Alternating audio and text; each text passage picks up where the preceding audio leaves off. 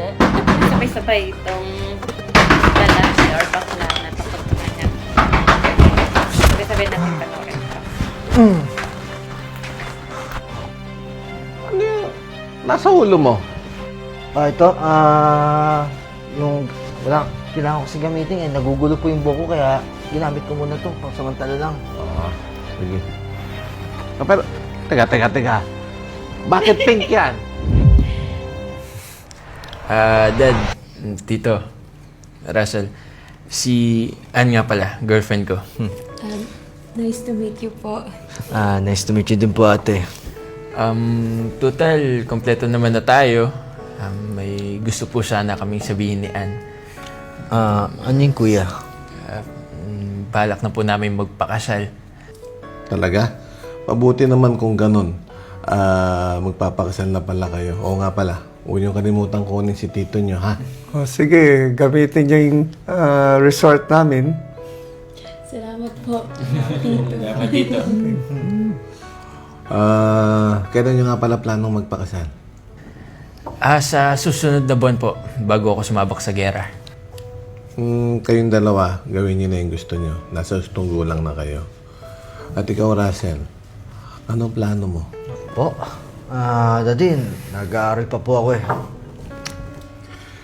Yung girlfriend mo, kailan mo papakilala sa akin?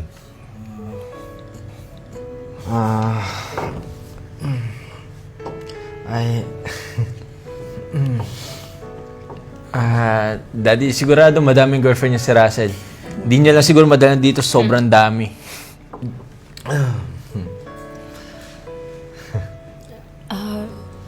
Mahal, sorry, may appointment pala ako. Kung pwede sana mauna tayo. Sige.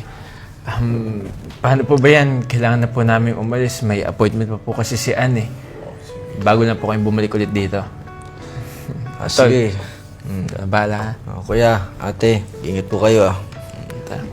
Sige, mag-iingat kayo sa pag-alis ninyo, ha, iha? Anak. Salamat po. Daddy. Ingat, anak. Thank you po. Ingat kayo. Daddy. Guess ha? Pero yun.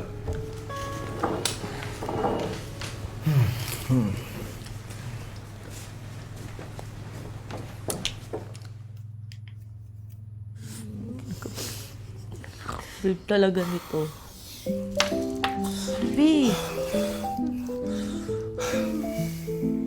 Uy mga biya, pag nasa loob tayo mamaya, huwag kayo maingay ha.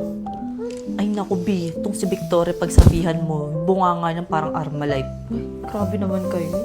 Di ba pwedeng maganda yung boses ko at gusto ko lang parinig sa inyo, di ba? Oh, kita mo na. Basta mamaya, huwag kayo maingay dati. Please lang, mga boses nyo. Bakit? Ano meron? Ganito kasi yan.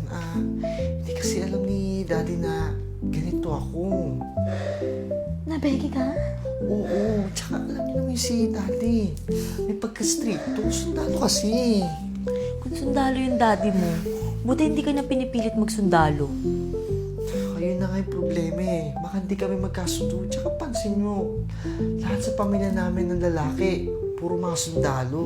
Ako lang hindi. Ako lang yung black sheep of the family. Pink ship ka mo. Whatever. Basta mamaya, save your big mouth mamaya. Grabe naman kayo sa akin. Agoy. Sakap pa. So, tara na, Gina? Let's go. Tara na. Let's go na, dali. Picture na tayo. Kaya na?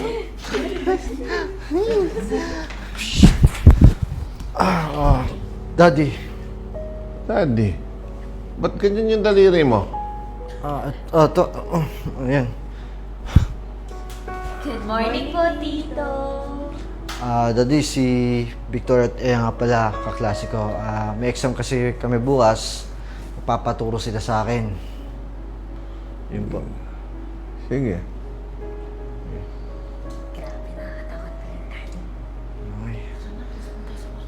Sige, Daddy. Punta namin sa kwarto.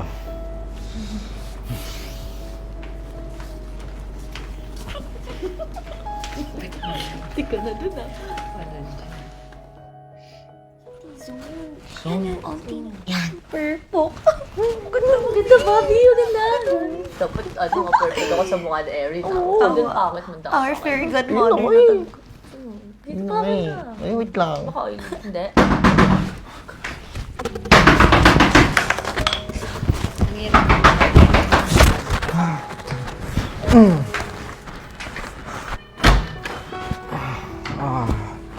Daddy, bakit ang tagal mo magbukas ng pinto? Kasi na-overfocus kami sa magiging exam namin kaya di namin masyado narinig. O sige, kaya lang ako kumatok. Pinaganda ko kayo ng mamemerienda dyan. Pagtapos na kayo dyan, pumunta muna kayo sa kusina, ha? Copy. At magmerienda kayo, anak. Copy po. Teka. Ano yung nasa ulo mo? Ito, yung wala, kailangan ko kasi gamitin nagugulo po yung buhok ko kaya ginamit ko muna to pang samantala lang. Sige. Pero, teka. Bakit pink yan? Kaya kasi pink, bala ko sana gamitin yung bandana ni Kuya kaso dinala niya sa deployment niya sa North Korea kaya no choice ako eh. Ganun ba? Oo. Sige. Pumunta na kayo doon, ha? Sige. Roger that po.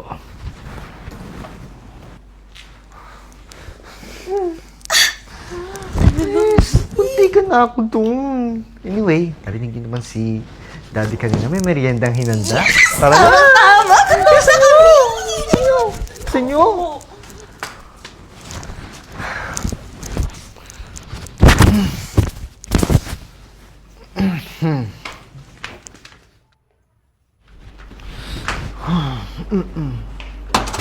Russell, Dad. napansin ko lang. Puro babae yata yung barkada mo. Kasi Dad, Sige, pahinga ka na. Punta ka na sa kwarto mo. Bukas, may exam ka pa. sige po Dad.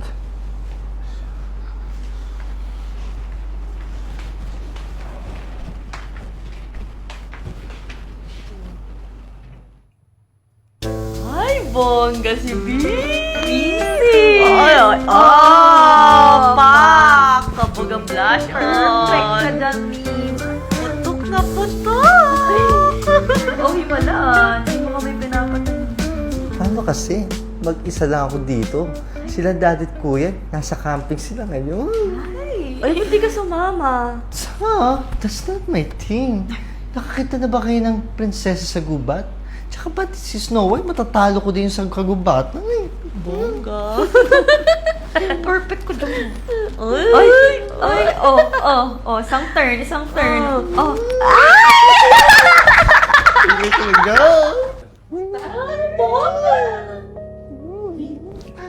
Bis daddy mo. Okay? Bis daddy mo. Saan natin? Nasa gubat yun.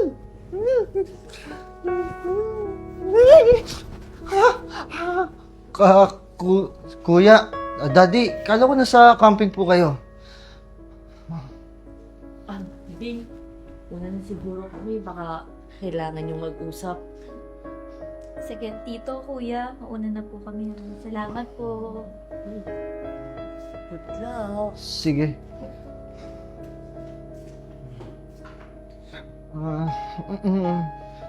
Daddy, Kuya, patawarin niyo po ako.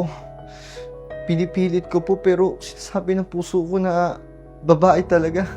Alam kong di niyo po ako mapapatawad at tatakwil niyo ako bilang anak. Sorry po. Tatakwil?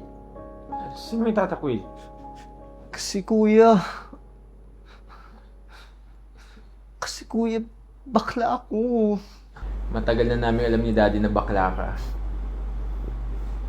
So, hindi kayo galit sa akin? At paano niyo nalaman? Paano namin nalaman? Tagal na namin napansin yung simula ng bata pa.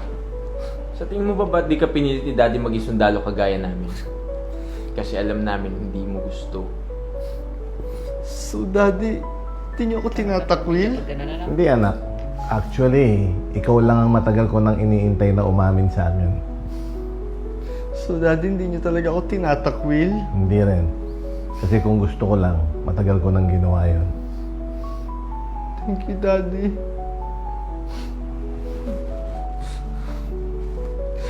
Thank you, Kuya and Daddy. Kala ko itatatingin ako pag lalaki yung peke ako. Ano anak, alam mo, hindi mo kasi kaya kontrolin yung damdamin mo. At alam kong hindi mo naman ginusto yan.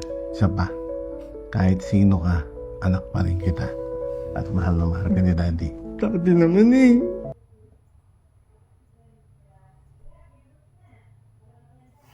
Sana maging aral ito sa lahat ng mga magulang, ano. Kasi hindi lahat ng magulang ay tanggap ang anak. Lalo pa kung ganito yung estado ng buhay nila na lahat sila ay isang army, may ranggo sila sa mga ganon. 'Di ba?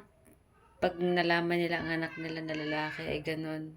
'Di ba? Kasi nga kakahiya daw sa pamilya. Kaya sana lahat ng pamilya, intindihin niyo yung anak niyo kung mayroon silang ganong klaseng estado sa buhay nila. Kasi hindi nila hawak yung puso nila. Tandaan po natin, kahit anong mangyari, anak pa rin natin sila. Tayo dapat na mga magulang ang nakakaintindi sa nararamdaman nila. Hindi tayo mismo na mga magulang ang tatakot sa kanila, which is mali. Kasi marami akong naranasan, marami akong nakikita sa paligid na kapag nakikita nila yung anak nila na tumboy or kaya bakla, tinatakot nila at wala silang pagmamahal. Kaya sobrang sakit nun. Hindi naman nila hiniling yun eh, kundi kusa lang dumating sa kanila. Kaya mahalin natin kung ano man sila. Kaya for today's video, kung gusto ng video na ito, huwag makalimutan i-share, follow rin ako. Have a good day.